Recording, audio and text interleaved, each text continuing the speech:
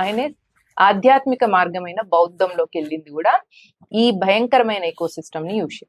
అయితే ఈ కోవా బన్ విషయంగా అక్కడ ఫుడ్ పాయిజన్ చేసి అక్కడ ఒక 10-20 మంది హాస్పిటలైజ్ అయినారు అనుకోండి, హైపోథెటికల్లీ, అమంగళం ప్రతిహితమా కాక. ఫుడ్ పాయిజన్ మేడారం అమ్మవారి జాతరలో జరిగింది అన్న తర్వాత అది దేశానికి అప్రతిష్టే, హిందూ సమాజానికి అప్రతిష్ట. దాంతో ప్రతి ఒక్క హిందువు కూడా అపరాధ మనోభావంలోకి వెళ్ళిపోతాడు.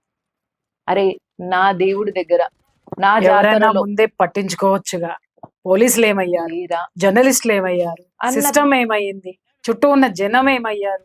ఆ జనం హాస్పిటలైజ్ అయినప్పుడు అక్కడి ఆ అమ్మవారికి ఆ జాతరకి కనెక్ట్ అయిన ప్రతి హిందువు కూడా అపరాధ మనోభావంతో గిల్టీ ఫీలింగ్ లోకి వెళ్తారు.